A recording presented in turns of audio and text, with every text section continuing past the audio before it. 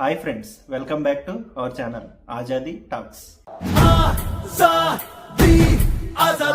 మనం చరిత్రలో ఆదిమానవుడు ఆహారం కోసం వేటాడేవాడు అనే దగ్గర నుంచి ఇప్పటిదాకా ఎలా ఎదిగాడనేది చదువుకున్నాం. కానీ ఇప్పుడు నేను చెప్పబోయే ఒక తెగ మాత్రం ఇంకా ఆ కాలంలోనే ఆగిపోయింది. ఇప్పటికీ వాళ్ళు మనుషులకి చాలా దూరంగా ఉంటున్నారు. ఎవరైనా సరే ఆ ప్రాంతానికి వెళ్ళడమే కానీ తిరిగి రావటం అనేది ఉండదు.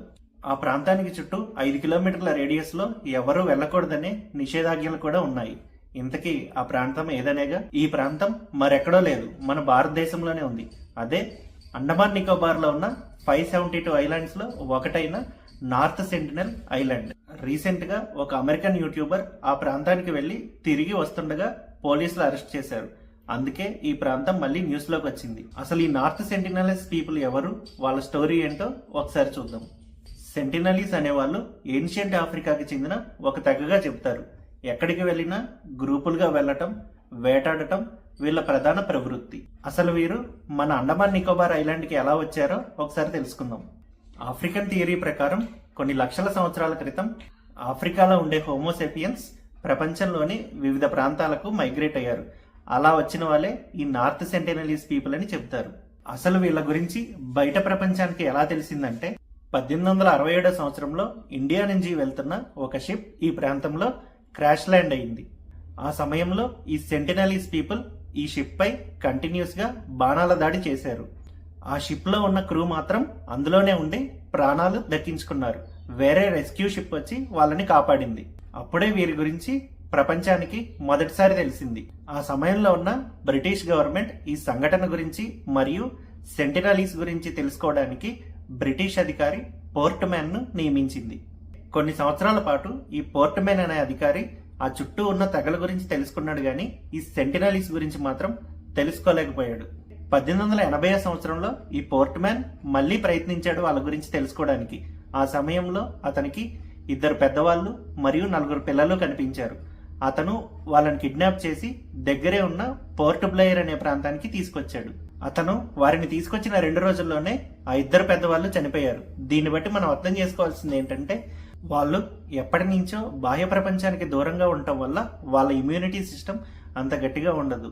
ఆ 2 రోజుల్లోనే పెద్దవాళ్ళు చనిపోవడంతో ఆ 4 పిల్లల్ని తిరిగి వెనక్కి పంపించేశారు. అలా వెనక్కి తిరిగి వెళ్లిన పిల్లలకి మాత్రం ఏమైందో ఎవరికీ తెలియదు. కానీ అప్పటి నుంచి వాళ్ళని కలవడానికి ఎవరు వెళ్ళినా వాళ్ళు బాణాలతో దాడి చేయటం మాత్రం మొదలు పెట్టారు. మన భారతదేశానికి స్వాతంత్రం వచ్చాక మన దేశంలో ఉన్న వివిధ రకాల కల్చర్స్ గురించి తెలుసుకోవడానికి త్రిలోక్నాథ్ పండిట్ ని మన భారత ప్రభుత్వం నియమించింది. ఈయన మన భారతదేశంలో ఉన్న వివిధ కల్చర్స్ గురించి రీసెర్చ్ చేసి man in search of man అనే ఒక డాక్యుమెంటరీ కూడా తీశారు. అలా ఆయన ఈ ప్రాంతం మీద కూడా రీసెర్చ్ చేయడానికి వెళ్లారు. కానీ వీరి మీద కూడా బాణాల దాడి జరిగింది.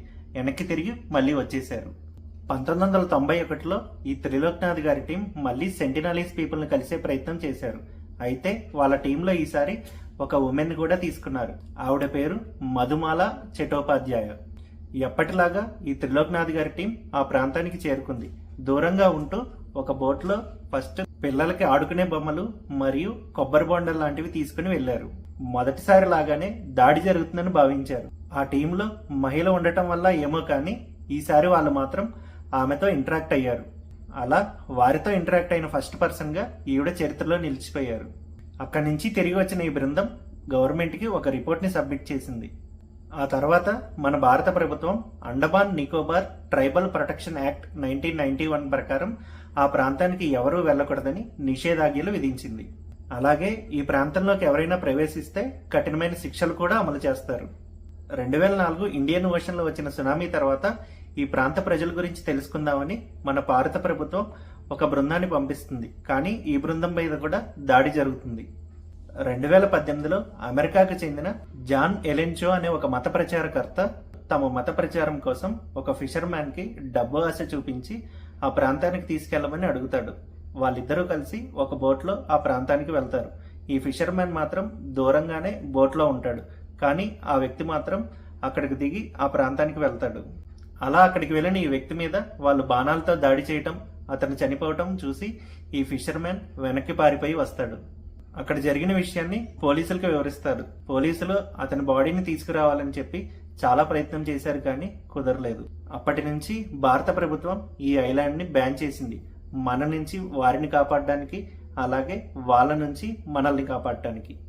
మళ్ళీ రీసెంట్ గా 2025 మార్చి 30 నాడు ఒక అమెరికన్ యూట్యూబర్ ఈ ప్రాంతానికి వెళ్ళడానికి చాలా ట్రై చేశాడు. అక్కడికి కూడా వెళ్ళాడు, కానీ ఎవరూ కనిపించకపోవడంతో వెనక్కి తిరిగి వచ్చేస్తున్న క్రమంలో పోలీసులు అతన్ని అరెస్ట్ చేశారు. ఆ ప్రాంతానికి వెళ్ళిన యూట్యూబర్ ఒక కోకోకోలా బాటిల్ లాంటివి అక్కడ వదిలేసి వచ్చారు. అది మనకి చిన్నదే కావచ్చు, కానీ ఆ జాతికి మాత్రం ఇది చాలా డేంజర్. ఎన్నో వేల సంవత్సరాల నుంచి వాళ్ళు ఆ ప్రాంతానికి అలవాటు పడిపోవటం వలన మన నుంచి వెళ్ళిన చిన్న బ్యాక్టీరియా అయినా సరే వాళ్ళ జాతిని మొత్తం అంతం చేసే ప్రమాదం ఉంది. సో వాళ్ళని కాపాడుకోవటం కూడా మన బాధ్యత. ఈ కారణం చేత మళ్ళీ ఈ ఐలాండ్ వార్తల్లోకి వచ్చింది. ఈ టాపిక్ మీ అందరికీ ఇంట్రెస్టింగ్ గానే ఉందని అనుకుంటున్నాను. ఇలాంటి కరెంట్ ఇష్యూస్తో మళ్ళీ కలుద్దాం. నా ఈ వీడియో మీకు నచ్చినట్టయితే నా ఛానల్ని లైక్ చేయండి, షేర్ చేయండి, అలాగే సబ్స్క్రైబ్ చేయడం మర్చిపోకండి.